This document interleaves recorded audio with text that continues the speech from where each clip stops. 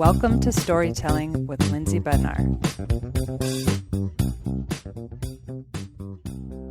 Do you remember how we first met? Do you remember our first interaction? Well, I remember coaching basketball against each other. Oh, yes. And then I saw you in the steam room. Or no, I saw you in the weight room. Yes. Yep. Do you remember what shirt I was wearing? Yep. It said Legalize Freedom. Yep. JP Sears. And it's funny because just the other day I had somebody really close to me say, "You're kind of a conundrum. Like, I can't figure out politically where you align." And I was like, really? I think I'm pretty cut and dry. Like, I believe in freedom, and whether a certain decision matches with my ideology or not, I don't want to take away somebody else's freedom to, pursue that. So at first I was like, well, that's kind of confusing because I think it's pretty obvious, but we're in a two-party system and there's not, either side doesn't fully support freedom. So I guess for that reason, then it seems confusing because everybody wants to put somebody into a box. Yeah. And I don't fit into one. I don't either. I'm a big freedom guy, and I feel kind of politically homeless because of that. I don't want to enforce anything on anyone, and I don't want anything enforced on me. Yes. I'm at the age now where I'm like, just leave me alone. Like, I'm going to try to be a really good person and not ruin people's lives, and I just want to be left alone. 1,000,000%. And there have been a number of things in the past few years that have definitely pushed me more into the process of, I just want to protect everybody's freedoms, whether it's mine or the person next to me. And if we all operated under that same notion, I feel like we could actually start to get on the same page. Yeah. But I just don't know if that's possible. Like, what is it going to take to shift things? I don't know. I really don't. I mean, I think part of the biggest problem we have with this world right now is, there are billions of people who have like pretty good freedom and we're pretty used to a pretty good life.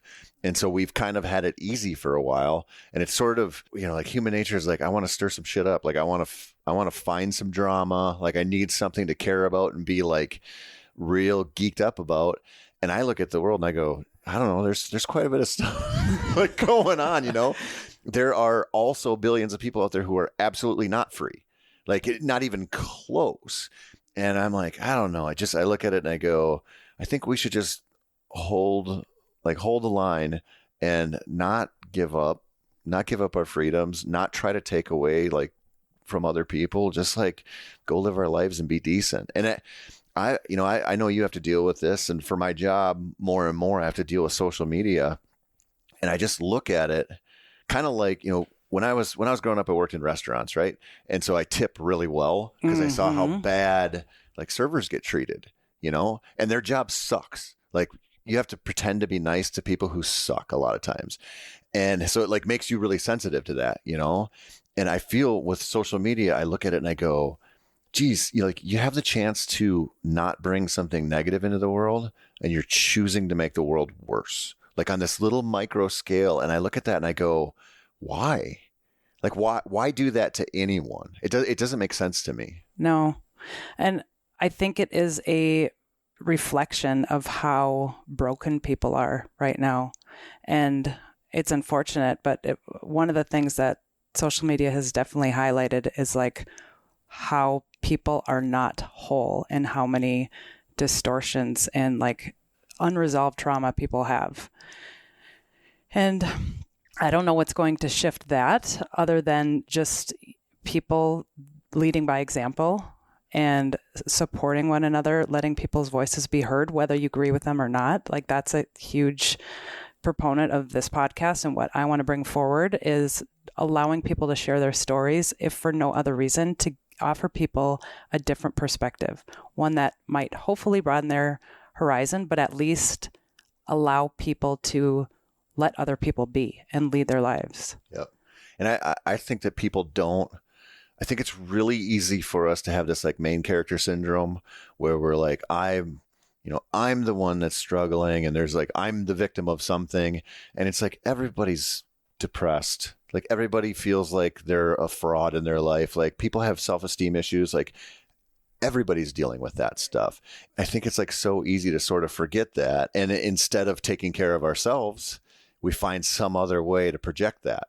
And I mean, I know people get all worked up over Jordan Peterson and love him, hate him, whatever. But like the basic tenet to one of his messages is you have to like take care of yourself first before you can change the world. And I think that's like so powerful, because if you're not like addressing your own problems, you're not going to fix somebody else. Like you're not going to change their mind. Totally. I couldn't agree with that more. And I feel like it's one of the biggest reasons why people look outward is because going inward is scary, you know? Yeah, it sucks. Yeah, it does. Because you have to come to terms with all of your own issues and all of your own junk. And it's so much easier to, point the finger out there and what's going wrong with this person or that person. But if everybody just focused on their own issues and bettering themselves, not only would we be too busy to worry about what other people are up to, but we'd actually start to heal this planet, because we would all be raising our vibrations. We would all become more kind, more empathic, more open-minded. But it is a lot harder to do than look at what's wrong with everybody else. Yeah. I had a situation last night, actually. So one of our old next door neighbor has a daughter who's like a year older than my girls. And so they're good friends. And, Monday didn't have school. So he texted me and said, if you want to bring the girls over, they can play. And so I really liked the guy. So I sat there and talked to him for a while, because I don't see him that much anymore. And he's like, I want to keep going to the gym and working out, but I've been like making excuses and I just haven't been going. And he's like, I'm not really losing the weight that I thought I would. And so I'm like, well, you got to keep going, dude. Like, and he's not in very good shape, but he's working on it.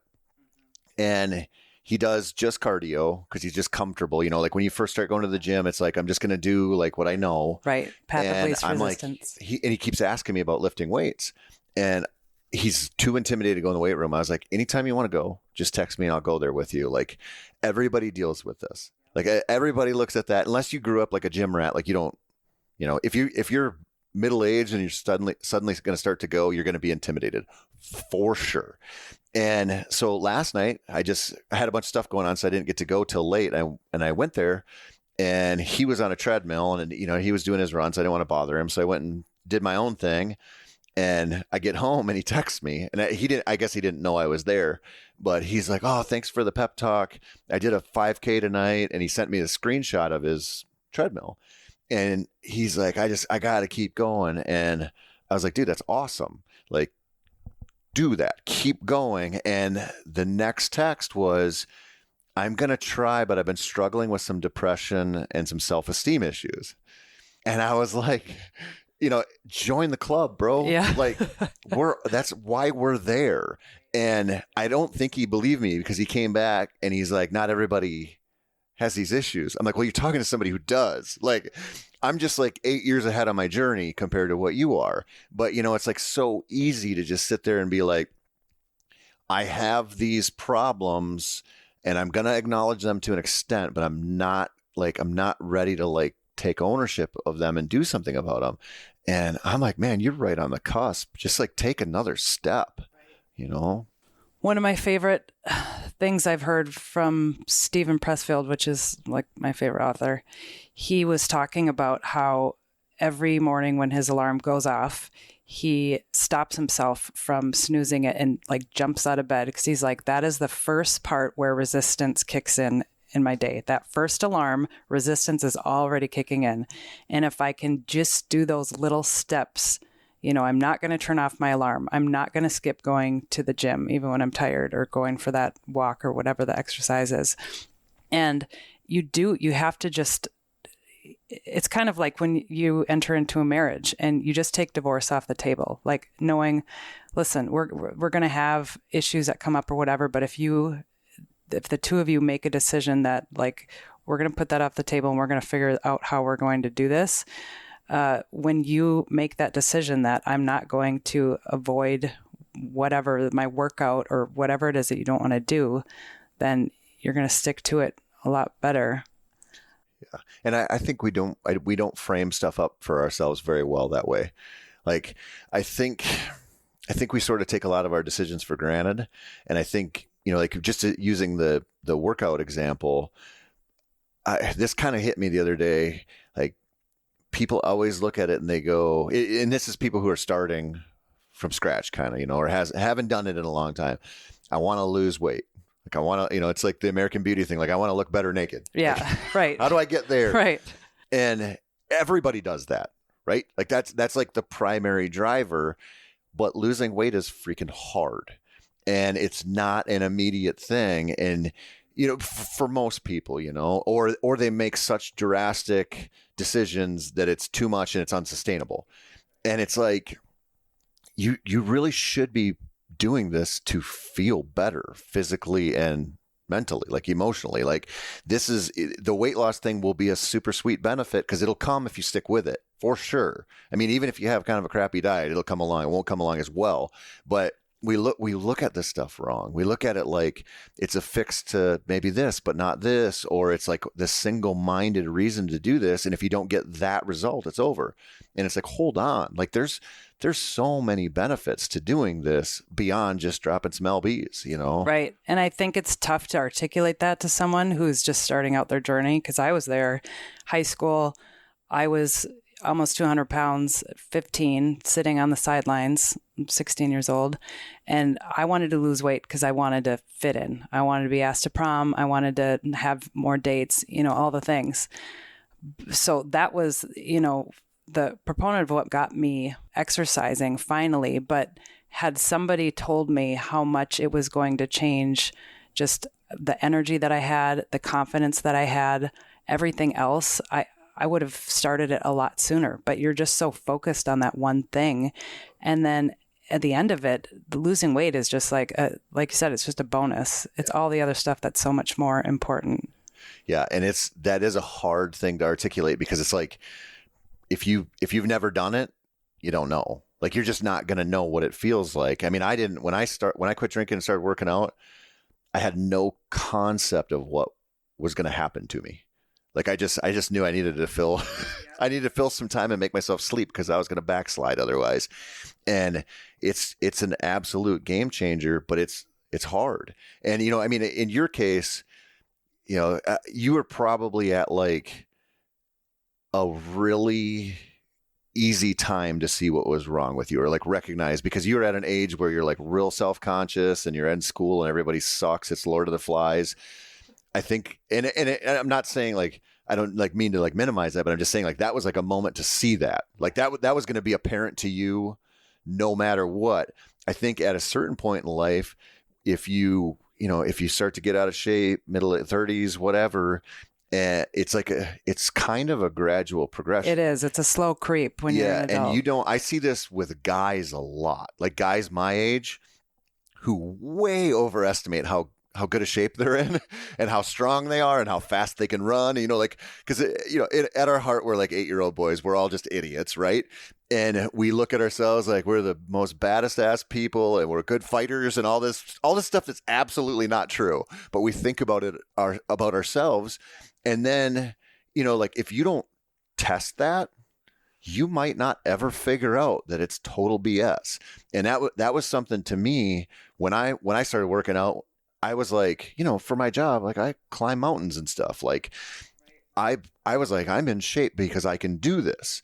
And when I went and tried to do that first 5K on a treadmill, I was like, I am so not in shape. Like it was like I was laid bare. Like I was naked in front of the whole crowd. I'm like, oh my God, everything I thought about myself was wrong, and you think about like, oh, I'm pretty disciplined. Like I'm pretty this, I'm pretty that. I do this. Like we're real biased for ourselves, even though we like, internal monologues. Sometimes we're like, we're pieces of shit. Like we don't like each other. We can be our own worst critic, but we also are like our own best cheerleader. And I think there's so much more danger in that, in lying to, like believing those lies about yourself, because when you go out and test it somehow, and there's so many ways to do this, right? Like when I was talking to my old neighbor, and he was like complaining about not losing weight. And he's like, I know I need to give up the soda and some stuff.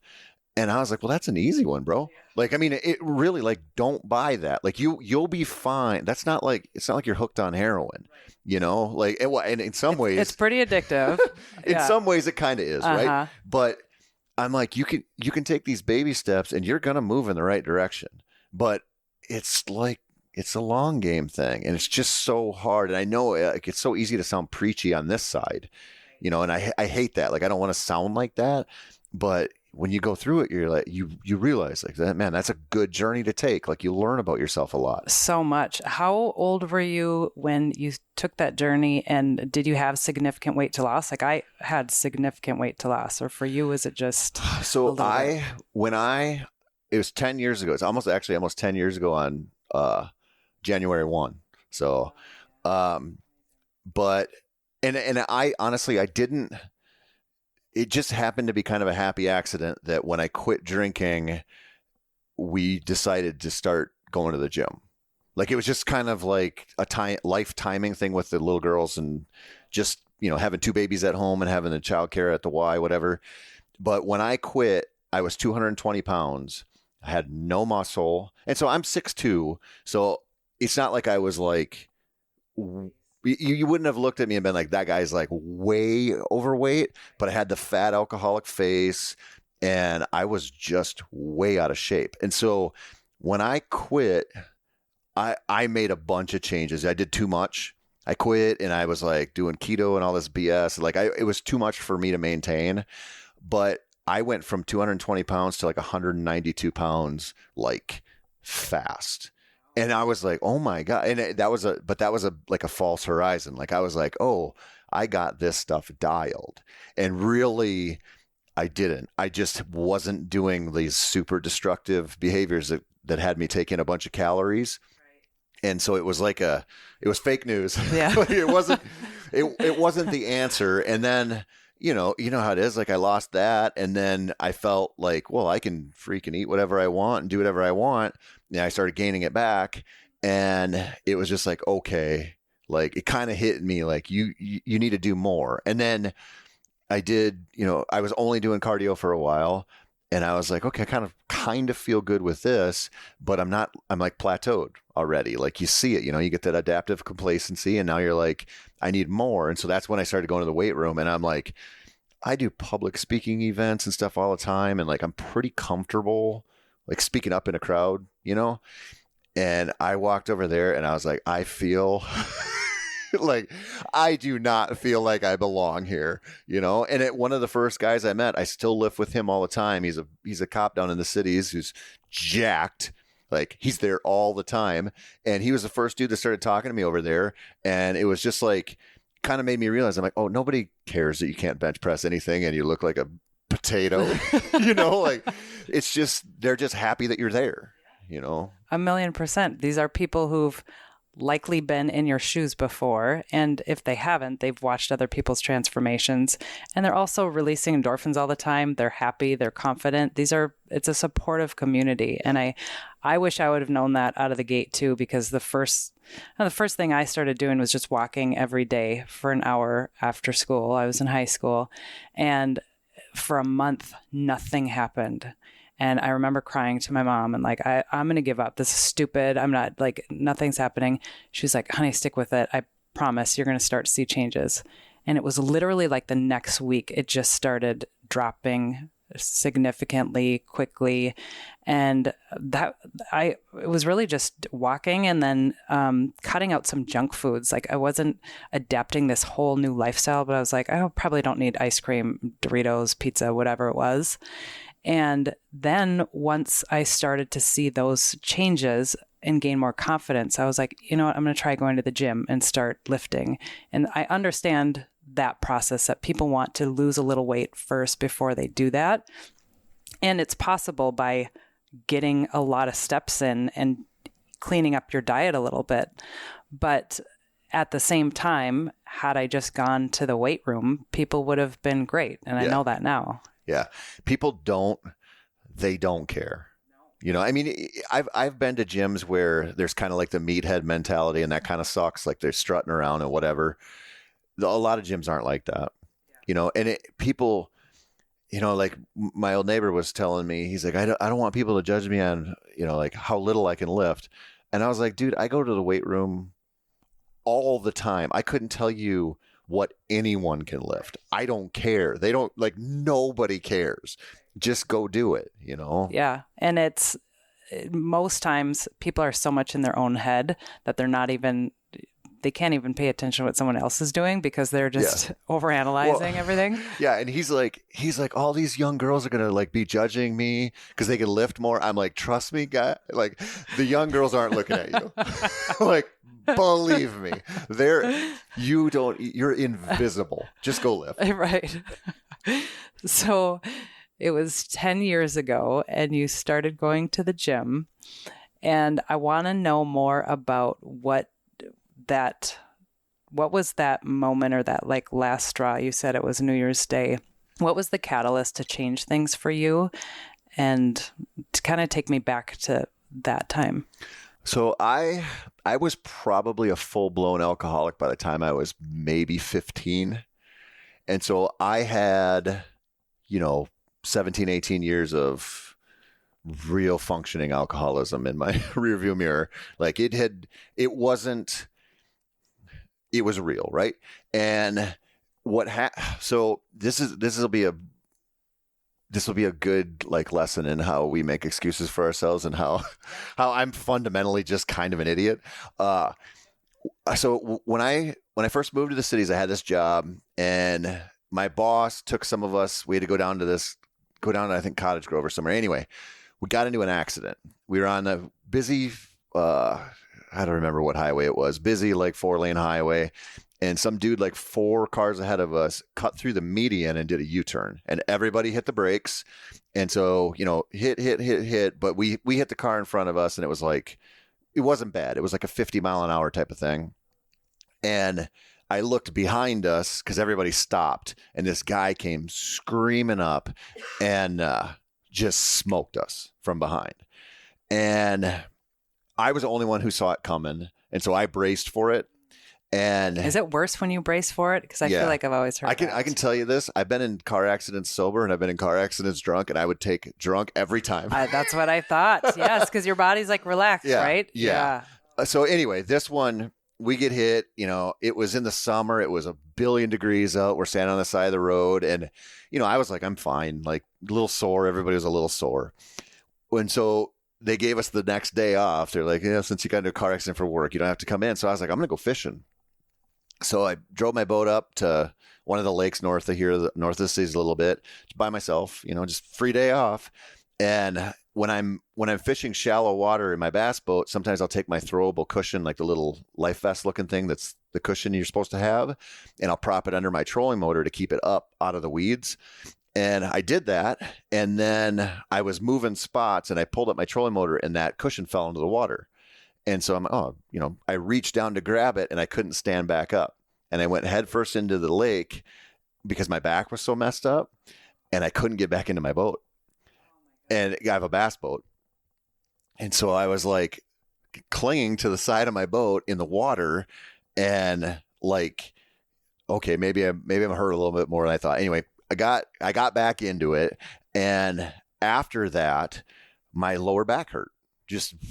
My lower back hurt a lot. It would go out once in a while, and I couldn't sleep very well because of it. So I took what was already a bad drinking problem, and now I had a great excuse, right? Like, now I can't sleep unless I do this. And I believed that for a long time, and it just got worse and worse. And then eventually, like I'm hiding bottles of freaking Jim Beam in the garage because I don't want my wife to see how much I'm drinking. And the last straw for me, so I have 2 babies at home, and I went out and I was hunting deer in this property we used to own up here. I shot this buck, and it was a little buck in December, snow, whatever. And this property was little, and so where I shot him, I had to drag him like 400 yards to my truck through the snow. No big deal. I've done this 1,000,000 times in my life. And I'm dragging him across, listening to Rush Hour on 47 there and looking up at the stars.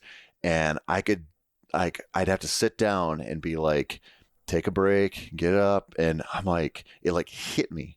I'm like, I'm sweaty, just like felt gross, like felt bad.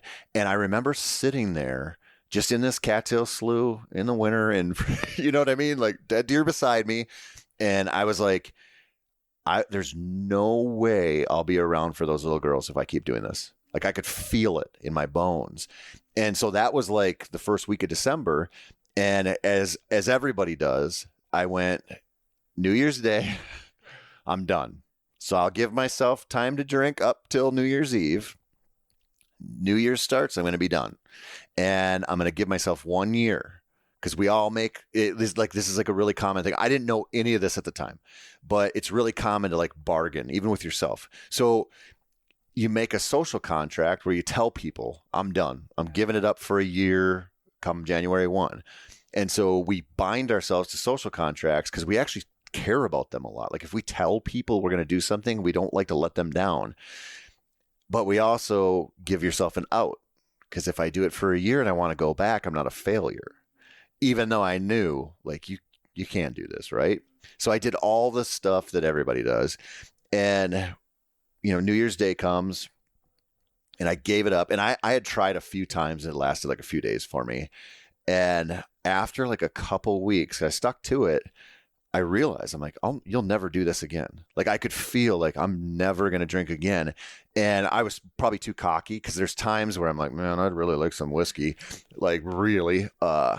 So it's not, like the ground I thought I was on is like, it's not as firm as you think. Like, and that's a big problem is people, you get too cocky and then you get into a situation where you give in. And so I say all this in retrospect because I didn't know any of it and I went through it so many times, but it was like just that moment of realizing like you can't do this to your kids, like it wasn't about me. It was like, and I mean, I shouldn't say that. It was like I felt like shit. Like I wanted to be a better person, but I just like I had this moment of clarity where it was like, there's no way. Like you either do this or you do that, but you can't do both. And it was when I got through like the first couple of weeks, I felt so dumb because I was like, why didn't you do this 10 years earlier or 15 years earlier or what? Like, why did you live this way for so long? And it's, it just is what it is. And now it's, I'm bumping up on 10 years and it changed everything for me. It changed the arc of my career. It changed my focus with my job and my writing. I mean, it changed like physically, like how to like work out. Cause that was the other problem that we don't talk about is I think we always talk about the physical addiction, and everybody's like, oh, you're a heroin addict. Like you're physically addicted to it. Like that's a component, right? But the mental side of it, and I think we're learning this more and more, that's what really matters. And like when you're dependent on it, it's like, it's a different thing. It's such a mental thing. And it's always tied to depression. It's always tied to self-esteem issues. It's always tied to this trauma or whatever. And we don't, like, especially with drinking, we don't really acknowledge that because it's like so socially acceptable, but it's addiction. It's just addiction. And like, I don't want to sound like a prick here, but like we joke about addiction or like OCD or stuff like that, like, which is fine. Like I'm whatever, make fun of whatever you want. I don't give a shit, but we don't really give it like full weight. I think it's easy to just be like kind of dismissive of it and be like, okay, this addiction's bad. That one, well, since everybody does it and we're all watching football every weekend or whatever, like it's no big deal. If you're that addict, it is. Yeah. It just is. And maybe it's because so many people actually have an issue with it, but rather than confronting with it, they make jokes about it. I mean, look at all the memes that came out of 2020 surrounding alcohol. I mean, it was a joke that liquor sales went through the roof and people were drinking, all hours of the day because everybody was working from home. They were busy parenting, helping their kids with schoolwork and working. Like it was a shit show. And so a lot of people leaned into it more. And,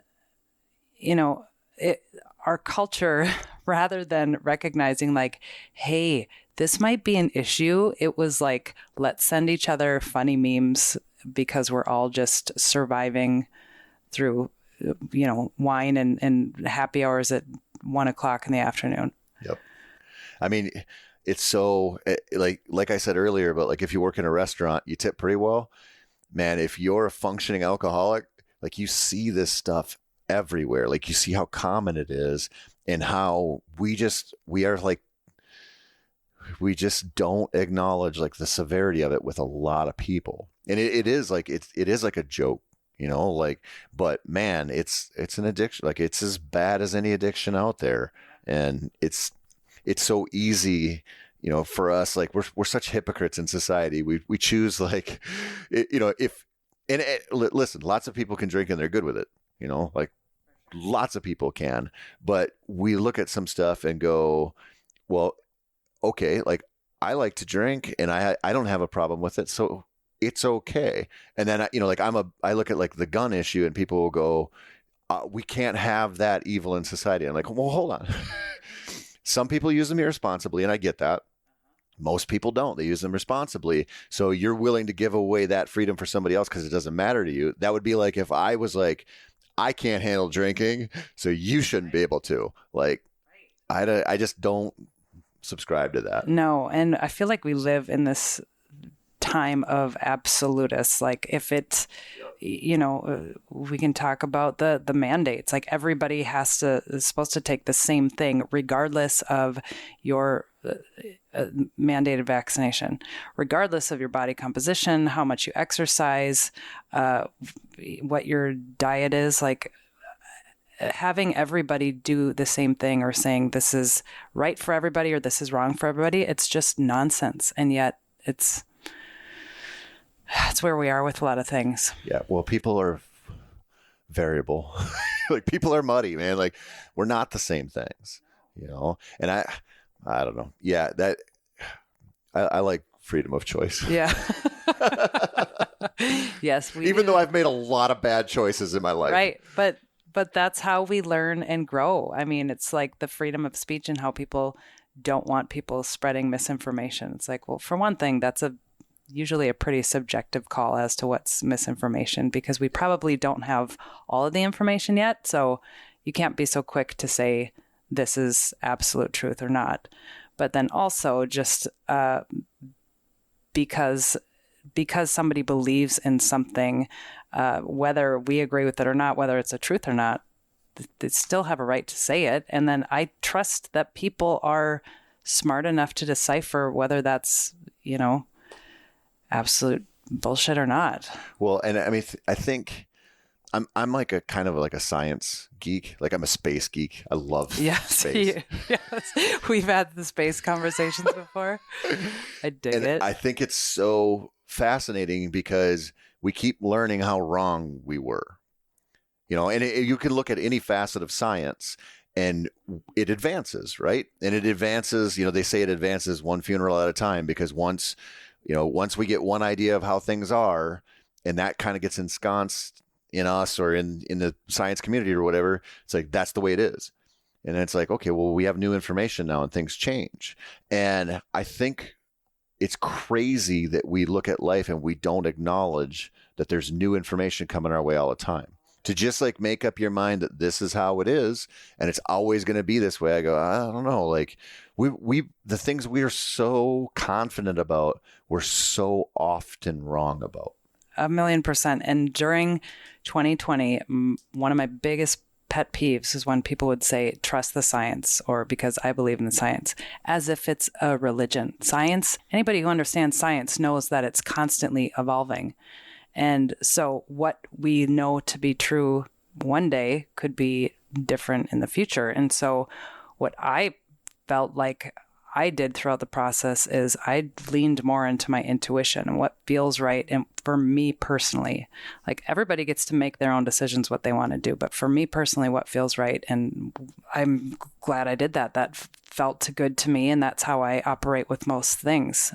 But the whole trust something, I mean, you look at the diet from the 90s and it was low fat, high processed everything. And thank God we know better now, because that was absolute garbage. It wasn't even food, it was products. And those were being, fat was demonized, sugar, for whatever reason, seemed to be okay. Highly processed food was okay. Well, sugar, the reason that they brought sugar in so hard was because they were demonizing fat, but they needed food to taste good. Yeah. And so we actually took something that we really, really need, and we made that bad. Of course, I mean, obviously there's different kinds of fat, but like fat in and of itself is not bad for us. We need it. Right. Like your brain needs it, your body needs it, it's fuel, whatever. And then we're like, well, now everything sucks. Let's throw a bunch of sugar in there, and that's way worse. Right. Yeah. Yeah. And so it's astounding to me that people can get so tied to any current, I don't know what you call it, any kind of current thought or rule of thumb that's going on, and not be open to, well, let's let this shake out a bit. Like, let's look into this a little bit more. This is, and just be curious and open as to all the sides, all the differing point of views. I don't know, let the dust settle. Yep. Well, and just be open. I mean, when you like saying trust the science is such danger ground to me. Like, instead, let's trust the scientific process. Let's just let it keep working, because that the whole point. Like, if you have a scientist with integrity, their whole life is going to be dedicated to proving something wrong. Yeah. Like, not just reinforcing what we believe, but they're going to be asking questions about, like, is this actually true? I'm going to test this in ways that we can test it now that we couldn't 20 years ago, and see if that holds true. And one of the reasons that I like the space thing so much is, like, it's sort of innocuous, right? Like, it's not, people don't care. Unless you're like a space geek, like, you don't really care that they figured out that, like, how galaxies merge is different than we thought before. Like, nobody cares about that. But you see this evolution with the new tools and the new ways to analyze this stuff. And you just go, like, that's such a beautiful process, because it's not, I mean, like, yeah, there are opinions, and there are like, well, we believe this. And like, now you're seeing things like with this James Webb telescope where they're like, we don't think the laws of physics that we know are universal across the universe. Like, and you see stuff like that and you go, if we can get that wrong, like, things that should, like, they're constant in our world, right? Like, we live and die by gravity, right? Like, we just, like, we know how it works here, and then all of a sudden they start to figure that stuff out there, and Einstein's theory of relativity comes into play, and they go, this is not what we thought out there. I look at that, I go, that's beautiful. Because, like, if you think,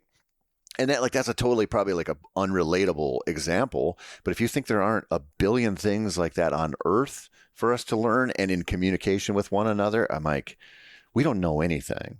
Like, we're hairless monkeys, man. Like, we got a ways to go yet. Yeah. And I think it just speaks to whether or not you have a fixed mindset or a growth mindset. Like, do you look at things as this is the way they are? Or do you look at things like, I'm curious to know more. I'm curious to know this side. I'm curious to know that side. I'm constantly growing. We're all constantly learning. Like, if you have a growth mindset, I don't think that you can see these issues being so fixed and so one narrative and one perspective. And I think we're living in a time where there are a lot of fixed mindsets, and it's disheartening. It's deflating. It's like, I a lot of times that's social media. Like, I love social media for what it offers, the connection and the ability for people to share their lives, their what makes them tick, all the things. And it also shows how little a lot of people are willing to entertain ideas and thoughts that are different from their own. Yeah, it's good and bad. I mean, I hate it mostly because I have to do it for my job, and I just don't. I wouldn't have it if I didn't have to do that. I promise you that. But one thing that I love about it is, so you take the worst of the worst, right? Like, just as an example, for like on YouTube, because we do a lot of stuff for our company on YouTube. Like, 80% of the comments are generated by 2% of the users. So there's a very small segment of the YouTube viewing audience, which is enormous, that's out there commenting on videos. And so you go, okay, they're getting this little miserable troll segment is getting way more play because of how the thing is structured, but they're not representative of what's going on there. You know what I mean? And so I just kind of look at that and I go, okay, that's the bad. That sucks. Same thing with the people on Facebook and Instagram, whatever, the people who just want to be negative. But you can see how freaking awesome people are too. You can see how shitty they are, but you can see, I mean, I've played guitar since I was like 12. I love playing guitar. I can go on Instagram and I can see 10-year-olds that are better than me. And I just go, oh my God. Like, you know, part of it sucks. It's a little hit to the ego, but part of it, I'm like, that's so awesome. You know, and I can show my kids, or you can, you know, like I show my kids stuff all the time of people that do amazing things, just amazing stuff. Like I showed the girls last night, there was I think he's a Czech climber, crazy mountain climber, you know, right? Like Alex Honnold type of person. And he was scaling some mountain face, and to get blood flowing back into his wrists and his hands, he would do this. I think they call it like a knee wedge or a knee lock or something. He would put his foot in like a crack of the rock face and find a way to wedge his knee in there, and then kind of like ratchet his heel up to make enough tension there so he could hang upside down like a bat and shake his arms out on the side of a mountain. And I looked at that and I was like, and he's like just comfortable trusting his life to that. I don't remember if he was free soloing or not, but either way, I see something, I'm like, people are freaking amazing. Like that's like, and I think that's dumb because I'm scared of heights, but I still look at that and I go, holy cow. Like that's cool. Yeah. Yeah. No, I lean into the good on social media because there is so much of it. And like you said, it is a small percentage of people who are actually the real radical or the real angry or whatever that happen to be the loudest. And so unfortunately, when you engage with some of those platforms, if you don't set some boundaries about who you engage with or follow or connect with, yeah, it can give you a very skewed view of how people are operating and currently feeling, because it can be so negative. But it's also easy to figure out how to tune those out, silence, unfollow, defriend, whatever you can. Yeah. I mean, I don't engage like I'm supposed to. I'm like, no, I don't want to engage with strangers. And I'm kind of to the point in my life where if somebody posts something really shitty, I'm just like, I almost just kind of feel bad for them. And I'm like, I'm not going to deal with it. No, like, that's and why, your thing. Why waste your energy on something that's negative? To me, that just is going to lower your vibration and bring them down to their level, rather than, you know, if you see something like that, just keep going. Because when you start to engage it, and I've been there before where I've tried to engage with someone in a way to just explain my perspective, where I was coming from. And the person kept wanting to like argue or prove me wrong. And I'm like, listen, you get to decide what you want to decide, and that's totally fine. And I'm good with what I think and feel, and we can disagree. And I'm going to go to sleep tonight, and I'm going to sleep soundly. And I'm sorry if it bothers you so much that you're spending so much energy disagreeing with me. But like, if it bothers people that much to have souls out there that disagree with them, like they're going to have a tough time in life because they need to get down to the Amazon and do some ayahuasca. They need to look inward for a while. Well, and it comes all back to that and the people who've done that with me, I know that they're not going inward, and that if they did, they wouldn't need to do that. And, you know, God love them, the good people, but it is scary to go inward. Yeah. It's a lot easier to go outward. Yes, it is. Yeah. but nobody wants to do that. No, but yeah, what were the things that when you stopped drinking, what were the things that you felt were the scariest part of it? Or like, were there ever moments where you're like, I want to, like, this is too heavy, I want to stop? Were you... I was scared of like the typical stuff, right? Like I was scared of being in those situations, like two of them specifically, going up to the lake on the weekends, and it's a party every weekend, and not drinking anymore around that when everybody was going to be drinking. And the same thing, my buddies and I used to go over to northern Wisconsin every year, and we would hunt grouse in January. And so we'd play poker and drink a bunch of beers and whatever. And I was like, those two moments, I was like, this is going to really suck. Like, this is going to be, because I'm going to be like odd man out, and I'm going to hate it. And when you need to quit, the people around you are like well aware of it. They're not going to be like, oh, you're like, yeah, I can't believe you gave up, or what. Like, that's not how it goes. They're like, yeah, we like, good job. Yeah. Yeah. And you realize that, the other side of it that I was scared about was the writing thing. Like I had been writing professionally in some capacity for probably 10 years, 10, 11 years, something like that.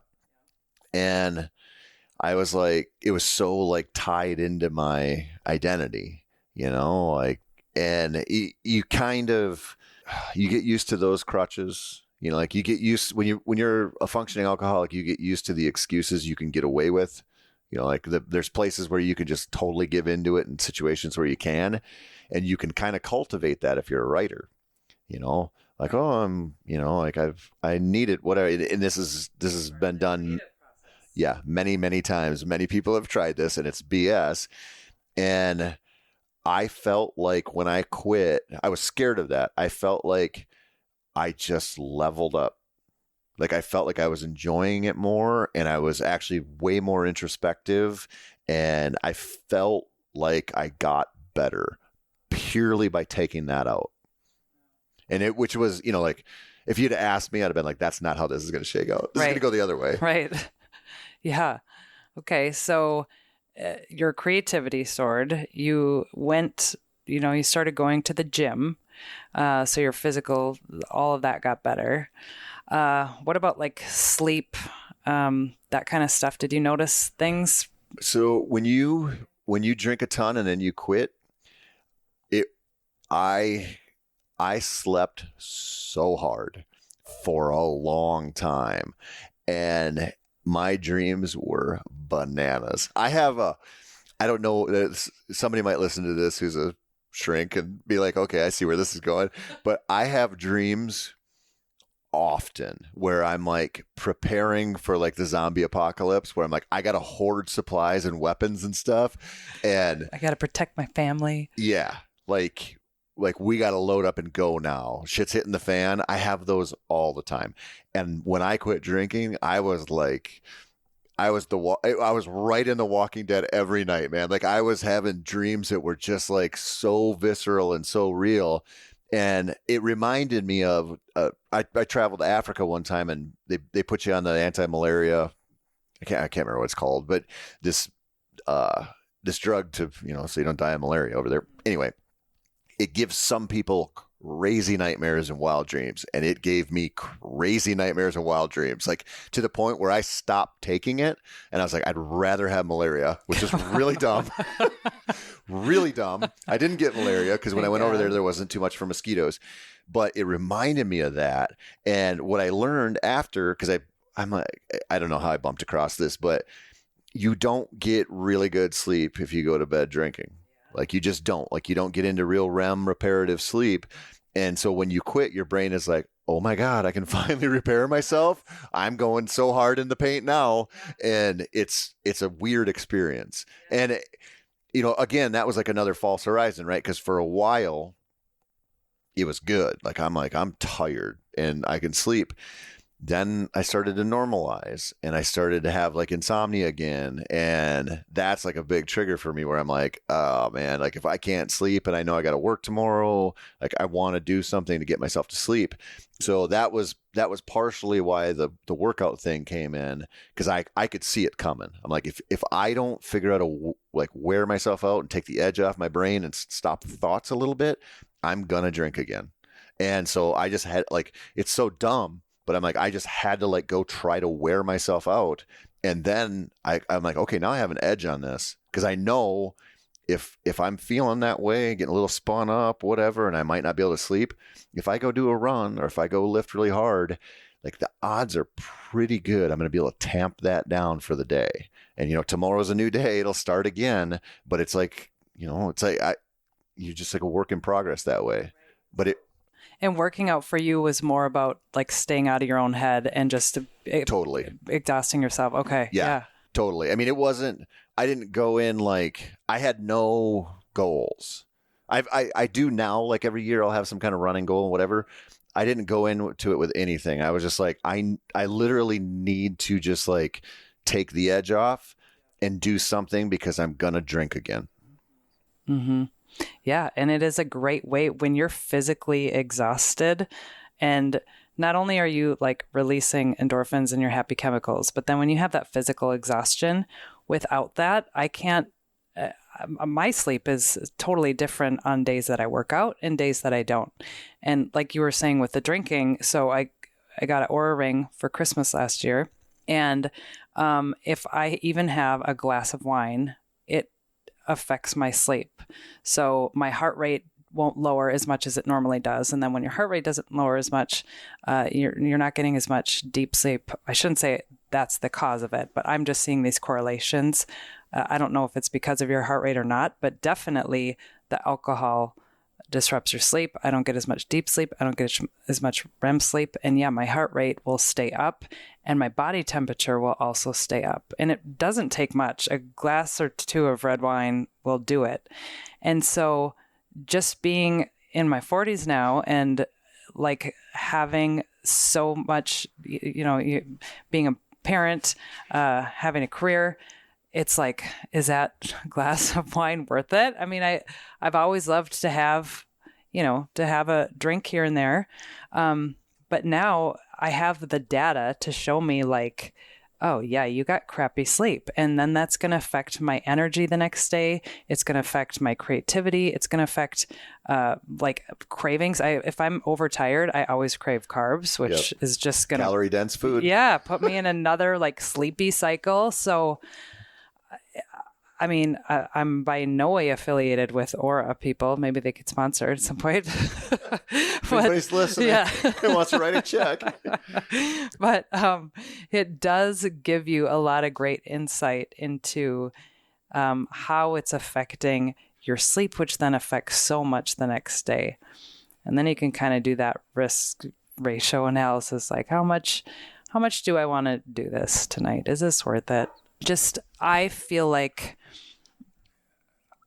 the more data and information I have, the more I will make a better educated decision. Like when we know better, we do better. And so for me, when I know more about macros and how those affect my body, I use a tool to track them, and I will eat in a way that will fuel my body the best so I can have the best energy. Like it's so much less now about cosmetic reasons like it was when I first tried to start losing weight as a teen. Now it's like, how can I maximize my energy? How can I get the most sleep? How can I eat the right things so that I'm not, wanting to tip over at 3 p.m? You're definitely in your 40s. I can tell. I can tell because I'm right there with you. I mean, you really do. You start to realize at some point, like everything is like give and take. Like, if I'm gonna do this, this is gonna happen. Or if this part of my life sucks, I have to find something that doesn't. Otherwise, it's gonna spiral. And it's like, I think that's why life is like so tiring sometimes. Is like when you come to that realization that it's like you're just like everybody's kind of on their own little struggle that way every day. It's exhausting. to not just be able to do whatever you want sucks. Right. But you just can't. And so you have to find, I mean, I really think like the working out thing is sort of like, like people are always, oh, I just wish I was happy. And I'm like, nobody's happy. Like nobody's like consistently all the time happy. Like it's ebbs and flows. Like it's a moving target. And it's like, it's something you have to work on all the time. And yeah, you're going to get there. Some days it's going to be awesome, or like parts of some days, and you're going to pay the price. Like it's going to swing the other way, but that's how it works, And I think sometimes you do the stuff we do just like mitigate like the severity of the pendulum swinging. Like I want to control it a little bit more so it's not so extreme for me. And it's like, that sucks because people just want like a get rich quick. Right. They do. Like, throw me Show some me pills. the path of least resistance and the quickest way to get to the end game. It's like, oh, there's going to be a lot of starts and stops, and you're going to trip, you're going to fall, you're going to, if you're starting a workout regimen or like eating healthy or both, whatever it is, you're going to have days where that just, you're not performing like you wish you would. And it's the difference of people that next day going like, oh, okay, well, that wasn't a great day. I fell off, going right back to it, rather than like, I think where people fail is they have that absolute, like, I am going to cut all of this out. I'm going to exercise this many days out of the week and I can't deviate from that. Or, I'm just going to throw my hands up. That might be good for a short term, like a month. It might be sustainable, but if that's your path going forward, and you can't give yourself a little grace when you slip up, that's, then you're in trouble. Yeah. That is such a common, I mean, you could look at that in so many different ways, right? Like, I'm going to get in shape. It's January 1. I got all my New Year's resolutions. I'm going no carbs. I'm going to run. I'm going to lift. I'm going to give up this and this and this and this. No way. It's too much. And it's like it's almost like a rite of passage to go through that because everybody does it, and it's like nothing that's worthwhile happens that way. Like it's a slow burn. Like it's a long game thing. I'll never forget. I had this buddy in college. We called him Punk Rock Mike because he loved punk music. His name was Mike. Pretty derivative. Yeah. But I remember he borrowed a bass guitar from this guy we worked with. And I remember talking to him about it. And he just casually said, yeah, I'm going to learn like 50, 60 songs and I'll probably start playing with a band. And I was like, you haven't even cracked the case yet, bro. Like you haven't even opened that up and plugged it in yet. Like you're way out driving your headlights, and we do that stuff all the time. I mean, look at writing. Like, look at how many people are like, I'm going to be an author. I'm going to write a book. It's like, have you written a short story? Like, can you compose an email correctly? Like, are we there yet? But we love like the idea of stuff, but we don't necessarily love the process of like, right, really getting there. The grind. And of course, we live in a day and age where on social media, we see the end result of so many things. Yeah, it's a highlight reel. Right. So we're not seeing all of the steps that it took in the background to make those things happen. And so then it just looks easy and like, oh, why does this come so effortless for that person? No, it didn't. If they are where they are, it's because they have been grinding, and you can do that too. It just comes with every day, little baby steps. And pretty soon you look back and you're like, oh, yeah, you have to build something. Yeah. Yeah. Yeah. You can't buy it. Like you have to build it. Were you doing a lot of cardio first before you got into weightlifting? Like you mentioned it before and I was like, oh, okay. So you kind of had the hamster on a wheel syndrome a little bit and then you were plateauing, or? It was what I felt comfortable with. And so I could go to the elliptical or I could go to the treadmill, and I was like, I can kind of hide away and just do something. And it felt like, better than doing nothing. But I got into it, but I still felt like I needed more, and you know how it is. Like you sit there and you're on the treadmill and you're looking over at the weight room and you're like, I kind of want to go over there Yeah. and do that.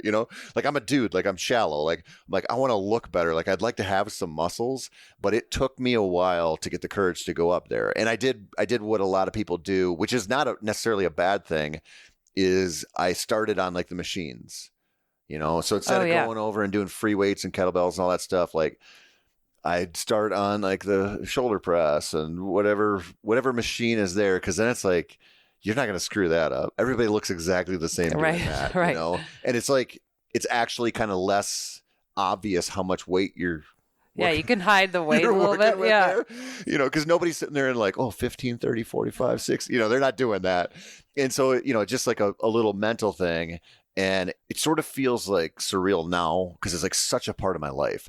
But then it was like a struggle, like I was like, I don't want to look like an idiot, Right. Well, okay. So I wanted to say a few things to that. The first one was when you were talking about the machines. Yeah, I think people underestimate how effective they actually are. My sister is a bodybuilder. I mean, she's done competitions, but like nutritionist, really muscular. And is she the liver queen? No. Okay. But I've been following that as of late. The whole Liver King debacle. Wow. So anyway, continue. Your sister's a bodybuilder. Yeah. So and by the way, all natural, not like Liver King. So not air quotes. All natural. She actually had to get a lie detector test and like a blood urine test she competed for Miss Natural Minnesota and won. But yeah, she had to do a lie detector test. Isn't that insane? Did she win money? I don't think so. Big trophy. Because you have to take a lie detector test if you win like a fishing tournament over a certain prize amount now. Oh, really? Mm-hmm. Yeah, we won one 2 years ago, and the tournament director walked up to us and he said something about a polygraph to me. And I looked at my fishing partner. I was like, what is this guy talking about? And he's like, oh, we got to go take a lie detector test because we won. I'm like, oh. No And this was before the whole stuff your walleyes full of lead weights thing that blew up recently. Oh, I didn't even hear about that. So sometimes it's just tied to the amount of money. Because it could be, it's like literal fraud if you cheated it and won. Because it's like a certain amount of money. Sure. Well, I guess I don't know. I mean, I know she got a trophy, but maybe there was money involved. But anyways, she uses the machines like solely. Like she doesn't do free weights.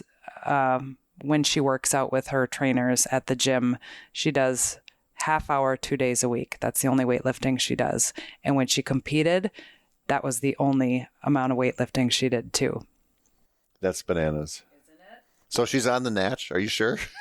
I swear, yes. She's okay. Well, she's a functional nutritional therapist. I always say that wrong. I think I got it right. So she's all about natural. Like, you guys would geek out about meat all day. Like she's all about, we got a turkey from White Oak Pastures for Thanksgiving this year. And it was fantastic. Yeah. But yeah, that's her. It's definitely natural everything. So yeah. So for anybody who is wondering if machines are effective or whatever, yes, they 1,000,000% are. As long as you're doing it till failure, which, not everybody does. Well, I mean, the argument against them is, like especially if you're doing what she's doing, where you want to look like you want to be strong, but you want to look strong, like targeting very specific muscles. That's the way to go. I mean, the argument against them is you're not using stabilizer muscles and all this other stuff like you would with free weights. So like the ancillary benefits of picking up a dumbbell and doing curls are different than the benefits of doing like a curling machine. Sure. Okay. But they're all good. Right. Yeah. I wish I could only do 2 half-hour sessions a week and win contests. I feel like I could do 10 4-hour sessions a week and nobody would even pay attention to me. Well, it is a reminder to me that I'm not going till failure, because I spend a lot more time at the gym lifting and I do not have the results that she does. And she's always like, you got to go to my people. And I will at some point. They're in Plymouth. It's a drive and our lives are busy with kids and all the things. Well, sometimes you're just doing enough. And oh yeah. And I really love our Y community. Me too. Like, I remember telling Gary after I had a conversation with you that day, I spoke with some nurse in the sauna and somebody else, like all within a few days. And I was like, oh, I'm really finding my people here at the Y. It's really cool. I love it.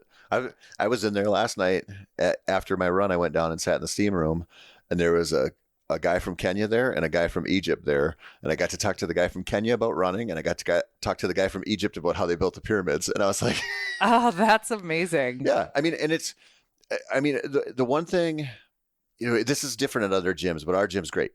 You see people who are not like, they don't look like Thor, right? But they're there every day.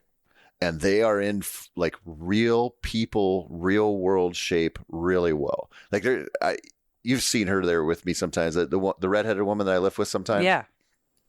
She's there. She's like so disciplined. And like if you talk to her, she'll talk about how she's like not making any progress or like whatever. And I'm like, you look freaking amazing. Like you're an inspiration to people. Like own that shit. And you see that with people there, like so many of the people who are there that are like, it's their life, their habit, like it not their life, that's wrong, but it's like their habit. Like they do this. This is one of their things. That's so inspiring to me. And it's not people who look like Liver King, right? Right? Like right. It's people who just look good, partially because like discipline and motivation is attractive. Like getting after it, it's an attractive thing to us. Like we like to see it, and it's freaking motivating, man. It is. It's so inspiring. And yeah, it's like our own version of Cheers, except for, you go into the bar, everybody knows your name, except for a much healthier version of it. And I think for people who feel intimidated about that whole world, maybe they haven't found the right place yet, or I don't know, because there are some gyms that are more intimidating than others. And well, yeah, and it's not like you have to go to a gym, right?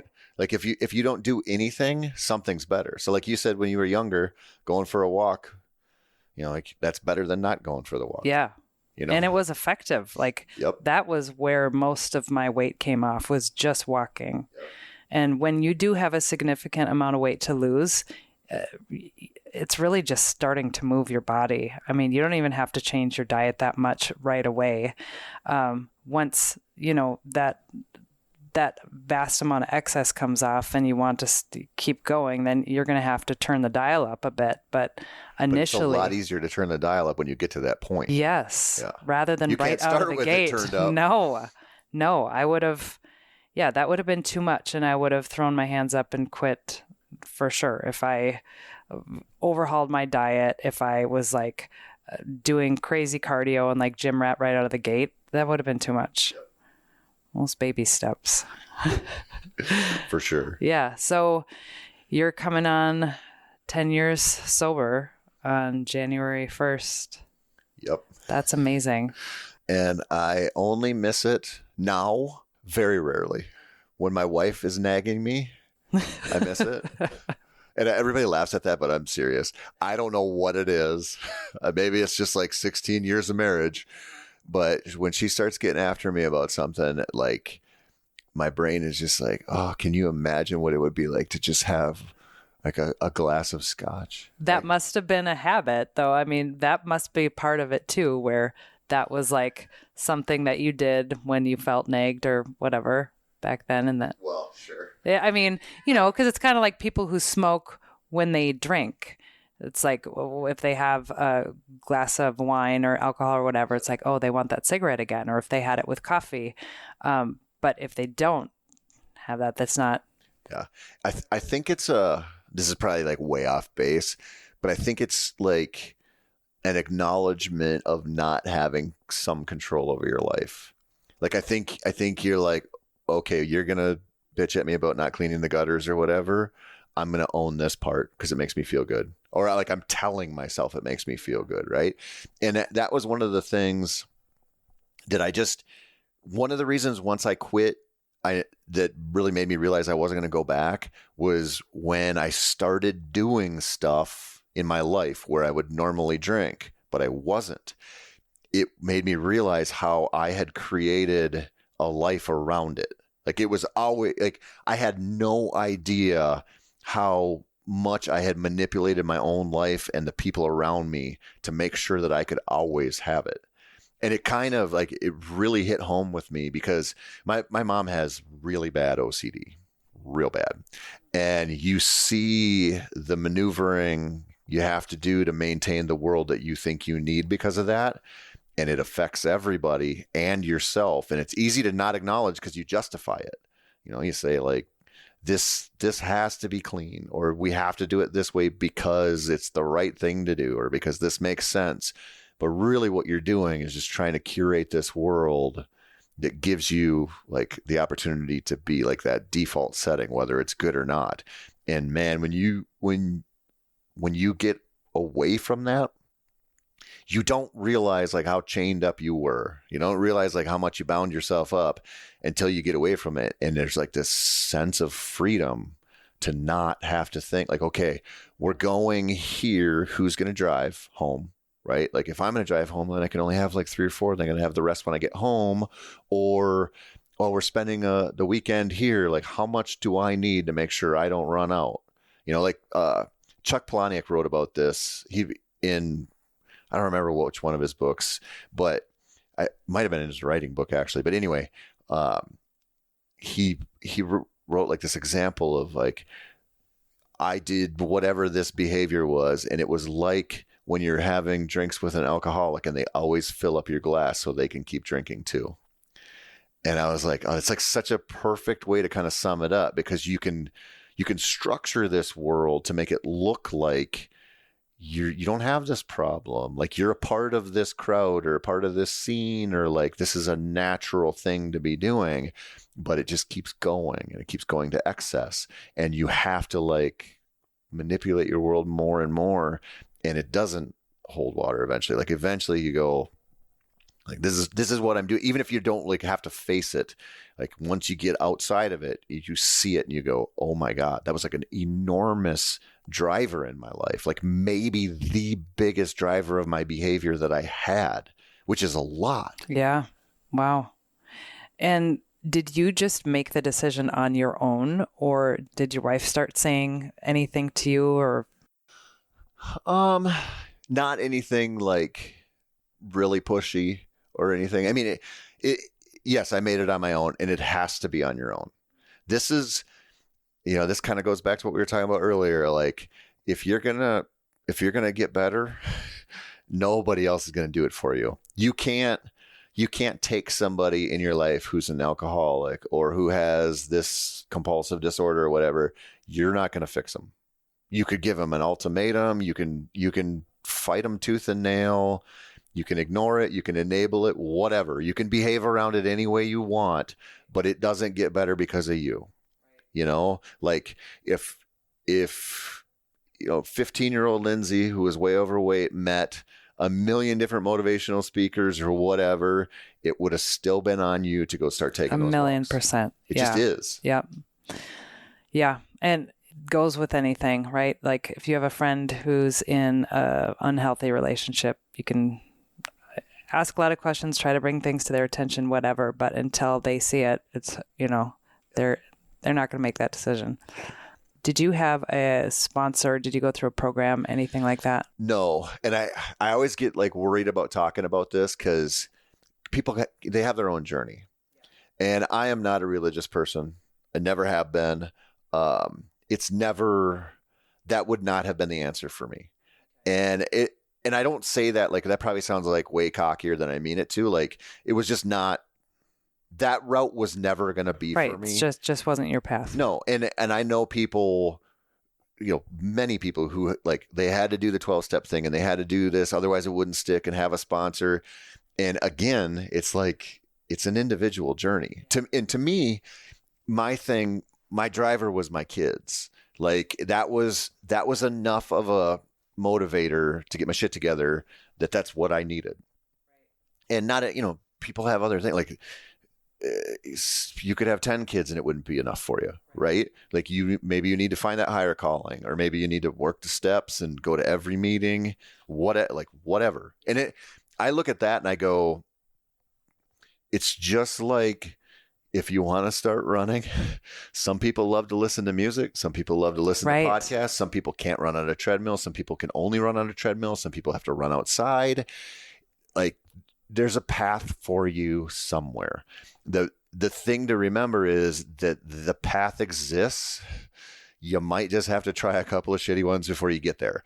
And it's not an excuse to give up. It's just like, if, like, I love music so much. When I started running, I would put on music, and for whatever reason, however I'm wired, I can't focus on music and run. So I listen to music doing everything, like everything, just about. Other than sometimes writing, I won't if I have to do some research or whatever, but mostly I will. But running, I could tune out the music, and all I would think about was my freaking misery. Like, I hate every second of this. It's not working for me. And so then I found podcasts. And if I find a podcast that's interesting to me, then I can crank that sucker up and I can actually almost disassociate. Usually after like the first half mile, when I get through the part where I hate it, Yep. And I just get in the groove and I'm going, okay, I'm doing 4 miles or 8 miles or whatever it is. Then I'm just like good after that. If I have a podcast, that's just me.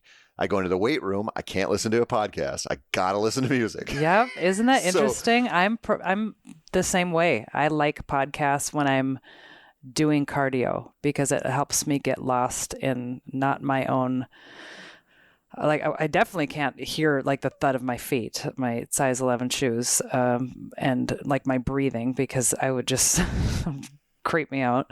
So I need something, but yeah, music. If I'm like doing a fast interval run, I could listen to some upbeat music, but I really would prefer podcasts. And then when I'm lifting, yeah, give me some hard stuff to listen to, right? What's hard for you? Because I heard the intro music to this podcast. So what? How much harder than Fraggle Rock do we go here, Linz? Oh my gosh, did we talk about Fraggle Rock? Did you? I swear to God, because did we have this conversation? No. You had said when we were talking about you launching this podcast, you had said I picked the music and it's staying. Yes. Like, you're not changing my Fraggle Rock choice. So. Oh, I did mention Fraggle Rock. Okay. Because I was like, that's crazy.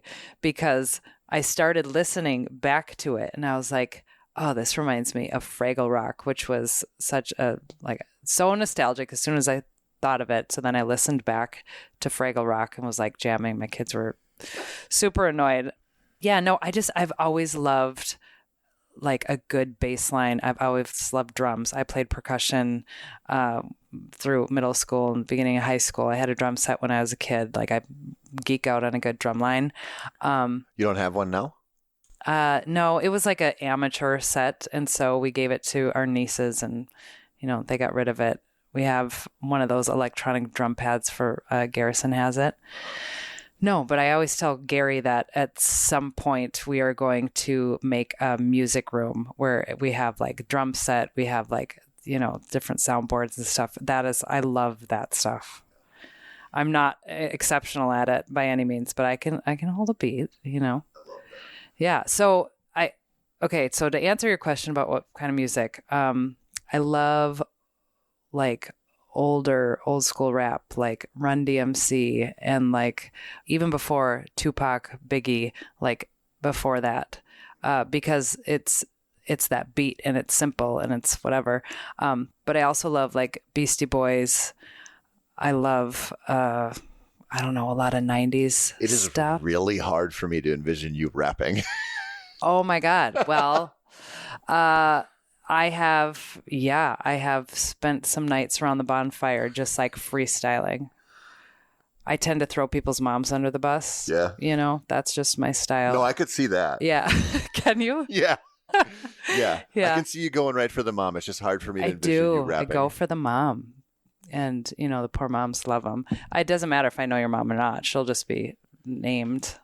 It's a bonus if I know her name, because then I can try to work that in. Yeah, but it's more because I'm such a geek about rhymes. Like, I love rhymes. Growing up, it was Shel Silverstein, and I would memorize those. And anything like limericks, all that stuff. And then when I got introduced with rap and it combined rhyme with the beat, I was like, oh, I'm all in.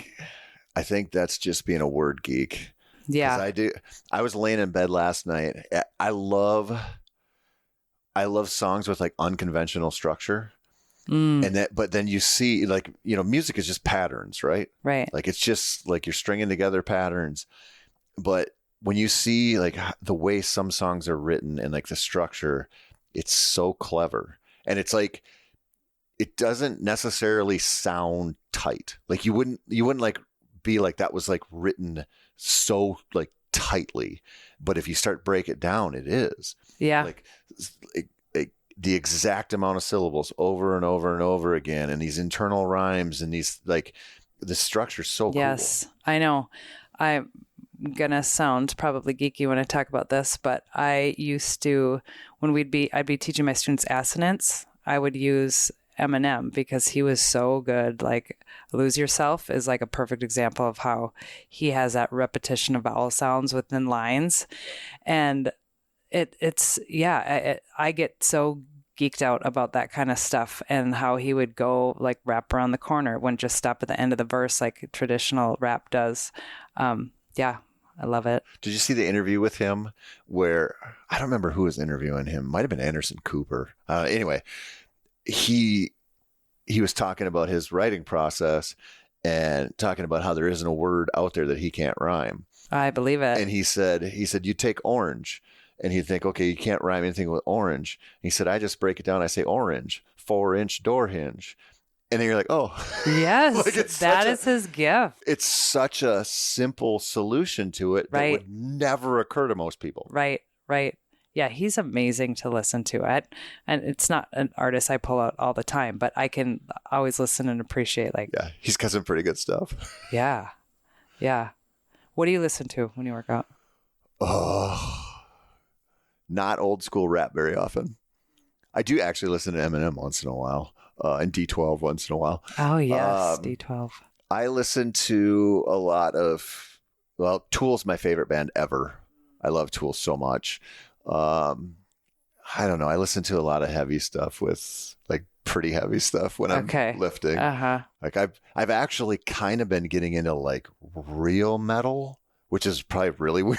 Lately, like really heavy stuff, partially because I'm like you, like I love guitar, so like I gotta have music with like good guitar. Mm-hmm. Like that's kind of like just like the barrier to entry for me.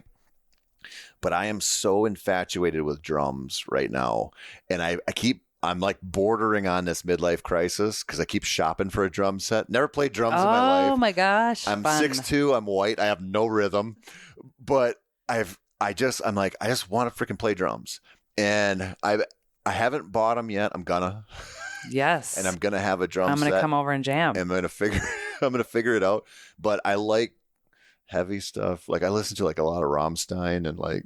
I was gonna say, if you love drums, do you listen to Rush ever? You know what? Okay. I can't stand Rush. I'll tell you what. I know. Blasphemy. I'm not saying Neil Peart isn't an amazing drummer. Okay. I can't stand Geddy's voice. I cannot.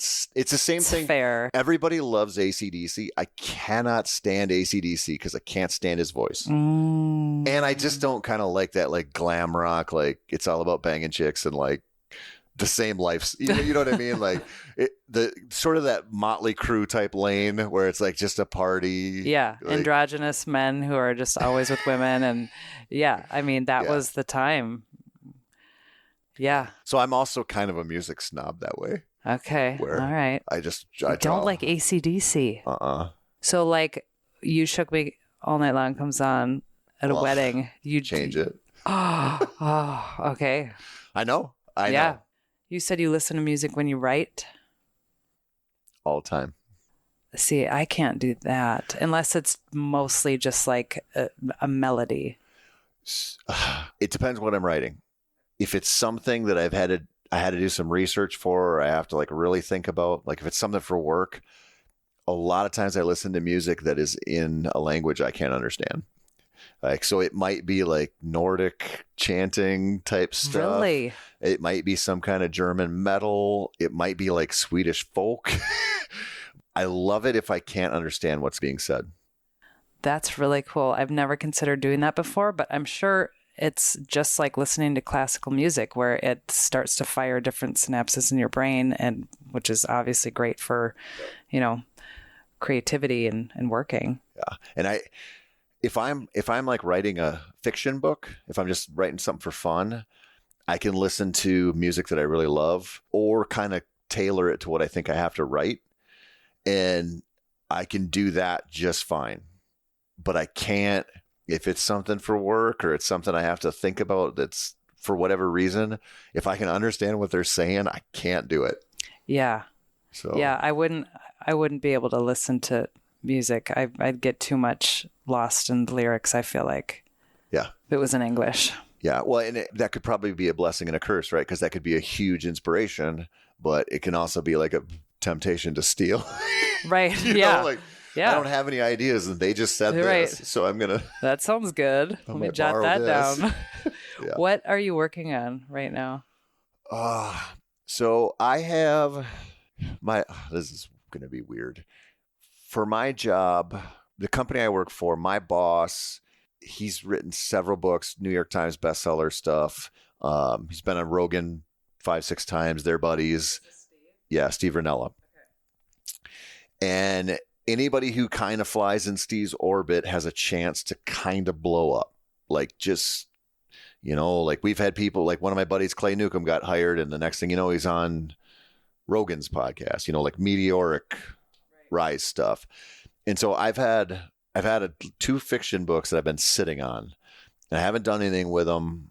And then I've got 2 nonfiction books in my outdoor space that I've been sitting on because I keep getting a bigger audience. And so I have a couple books out there that are on Amazon, and you get your deposit every month from the sales or whatever. And just seeing my association with Meat Eater, with Steve's company, has just helped my sales so much. And so I'm kind of like greedily sitting here going, I just want to see how far this audience thing goes to maybe actually see if I can make some real money at it. Because, like you publish a book. I don't know what you know this way better than I do, but the statistics of publishing a book and making any money on it they're not great. It can happen, and you can, there's a lot of variables that go into that. But I always looked at it and I went, I'm probably not going to make any money on it. I just feel compelled to do this.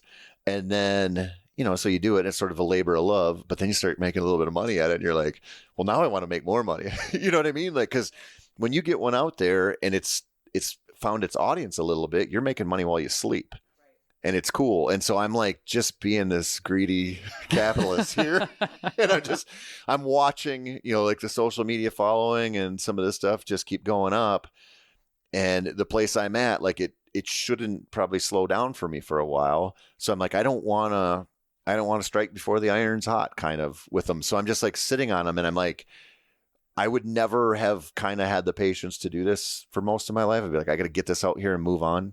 Like I look at everything I create almost like it's like a one night stand. Like I want to get out in the morning. Like we don't need to talk. Like I don't want to think about you again. I just want to freaking go. And when I put something out there in the world, I don't want to encounter it ever again. Like it's just there doing its thing, and I want to run away and find something else. And so I'm sort of in a weird spot with this right now because I'm kind of like slow playing it just to see. And I feel like a sleaze even saying that, kind of like because it's like that's not the spirit of what we do, like it's really not. But at the same time, I'm like, I don't care. Well, right. And there's definitely something to be said about letting the network build first and creating the demand before providing it. I mean, my people have been asking my sister for her cookbook for a long time, and of course she's busy, so it's just when she can get to it, and we're finishing it up right now. But like, it's great to put something out when there's already a demand for it, and so I completely understand that. I don't think that's a genius marketing ploy. And for the creative process, I don't know about for you, but when I write something, if I let it sit too long, I come back to it and I'm like, oh, did I, unless it depends. If I can feel like it's one of those like divine downloads where you don't even know where it came from. It came from outside of you. And then sometimes you return to it and it's like, oh shit, did I actually write that? Like that was pretty good. It's crazy. Yeah. Crazy how that works sometimes. Right. Yeah. And that's when like I can sit on this, or this isn't going anywhere. Like I'm good with this. But yeah, there are some things that I will write and then I evolve and I come back to it and I'm like, well, I wouldn't have said that. Yeah. Did I say that? Yeah. I remember my first gig in this space was associate editor at a magazine. And I remember talking to a guy who had been just a freelance writer, and then he became an editor of a different magazine. I remember just talking to him at this event one time about this piece. I can't remember what I had to dig up some of the old issues and read this piece, and I was talking to him about it. He's like, I didn't write that.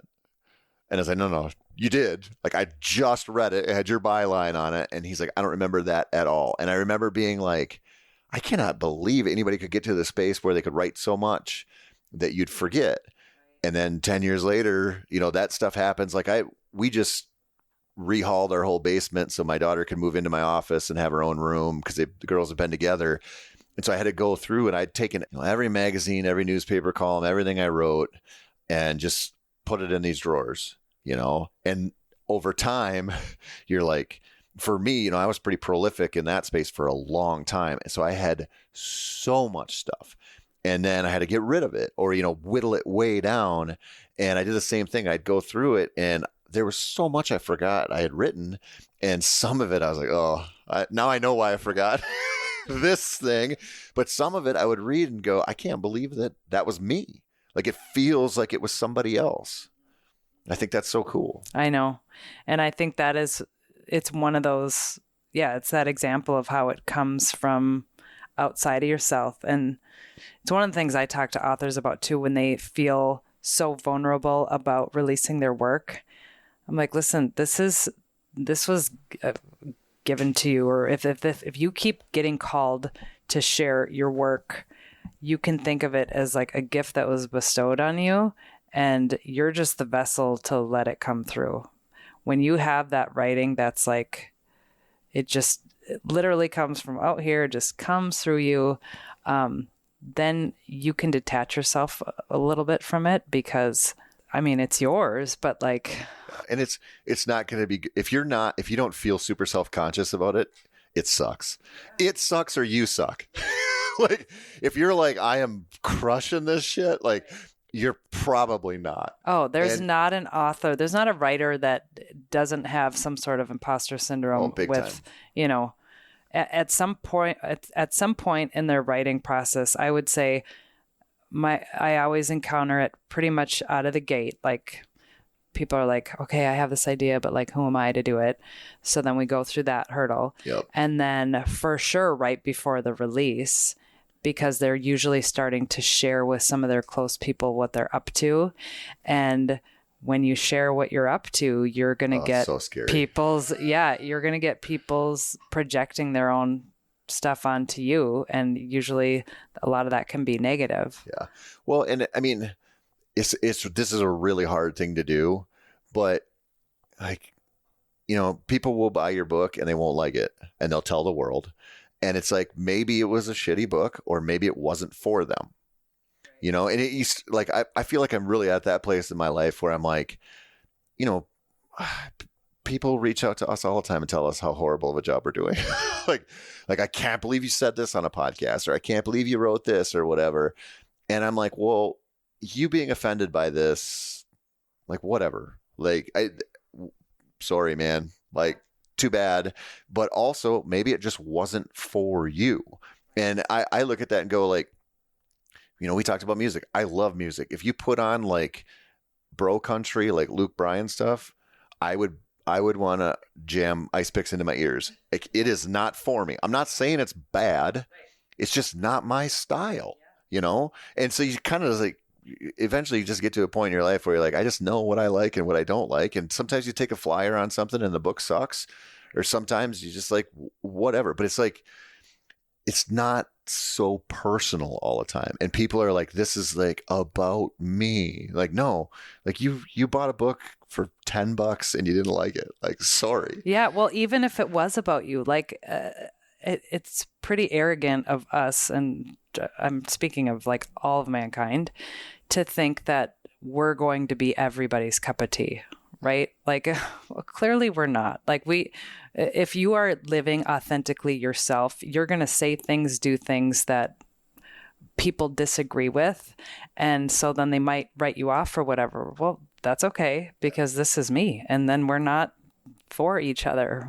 Well, and absolutely, you're 100% right. But also, I mean, you'll see this with this podcast. People will reach out and they'll be like, I listened to every episode you've done, and then you said this one thing, and I'm done with you. Like, I had a guy do that to me one time on one of my podcasts, and I was like, so you've listened to like 111 episodes, been right in lockstep with me the whole time, and now I said one thing you disagree with, and you're ready to set me on fire and push me out into the water? Like, I'm like, the people we choose to marry and create babies with, we fight with them every day. Like, we disagree. Like, the person that we should probably be in most sync with, we fight with all the time. And now you think that a stranger who hosts a freaking podcast on dogs or something is going to be like 100% lockstep with you? Like, come on. I know. I don't get it. And I don't get how it, I also don't get how it angers people. If people tune into episodes and it's not for them, okay, they'll find something else that is for them. But for it to make people like angry with that, to get angry over it is silly. It's not that important. It's not. And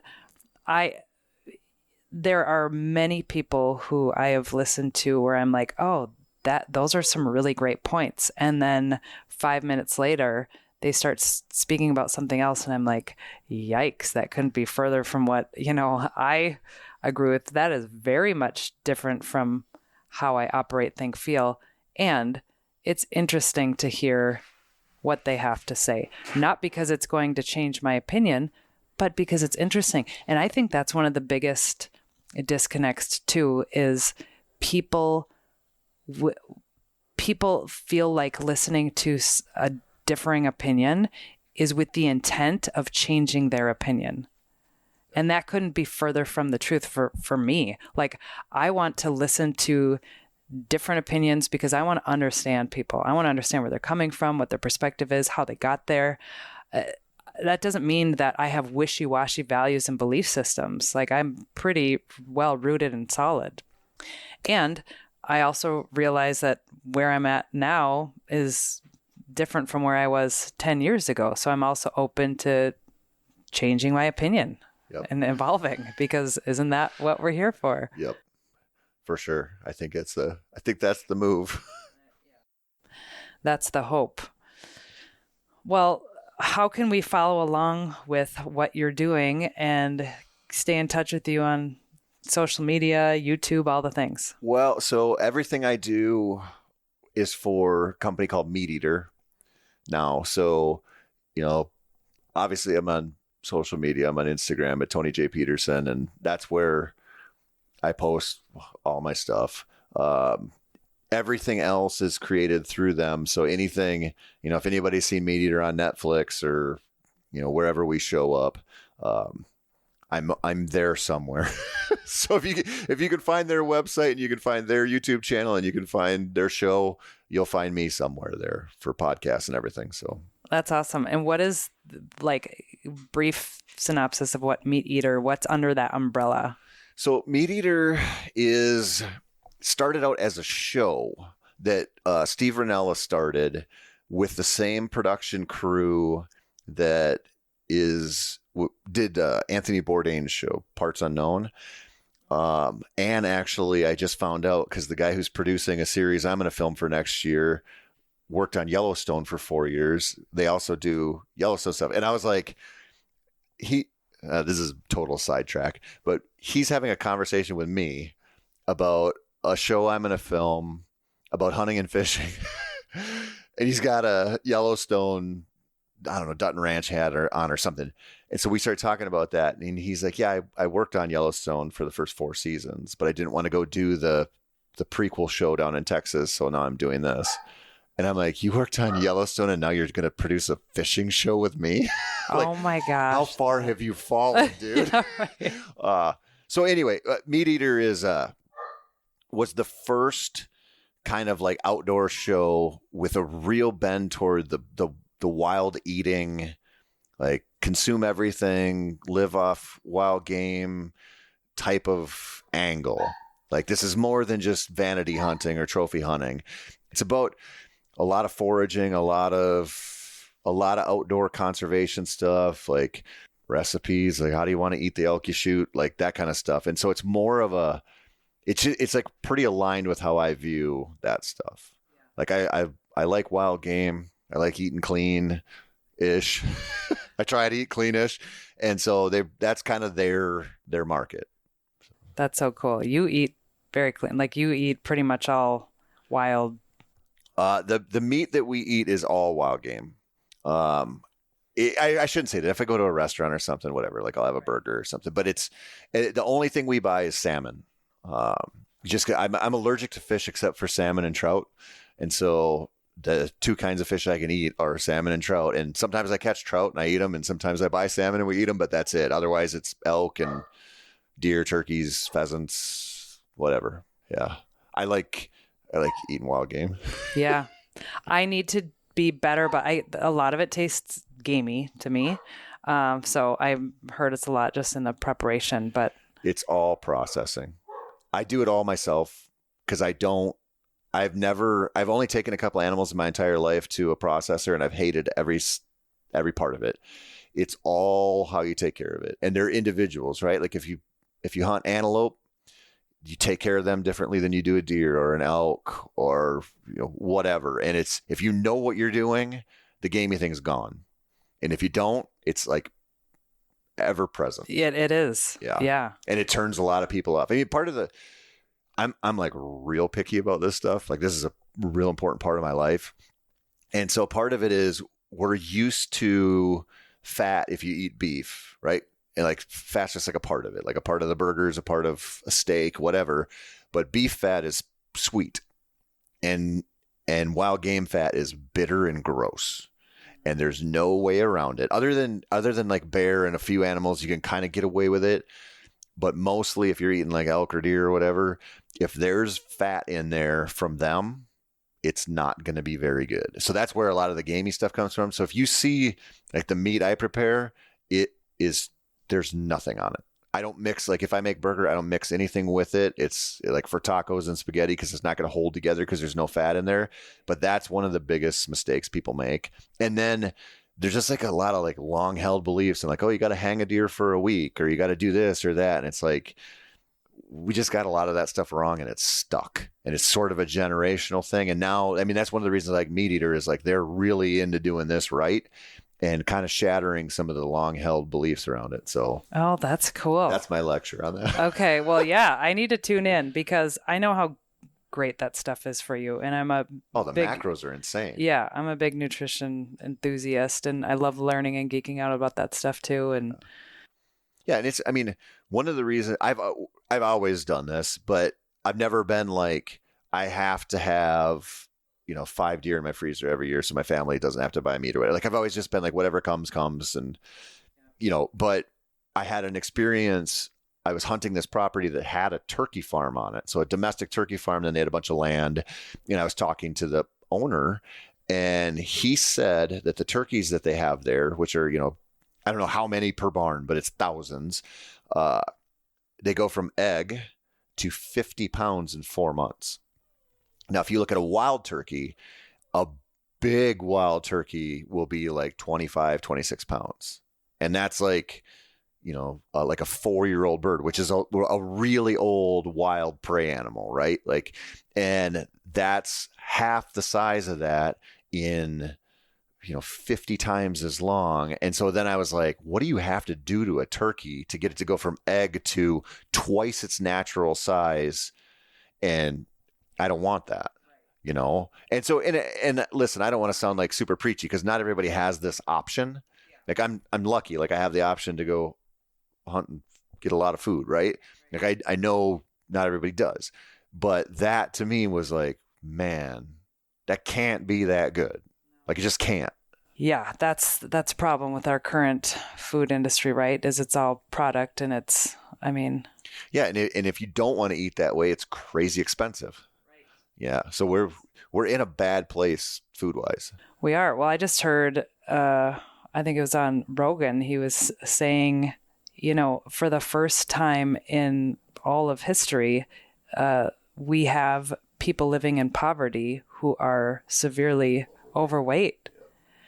And that says something really bad about our culture. I mean, it's not a matter of not getting food. It's that the food is destroying our health. I mean, this is a topic, a whole topic we can come back to in another episode. But I think going back to the basics and learning how to get food yourself is becoming all the more important every single year.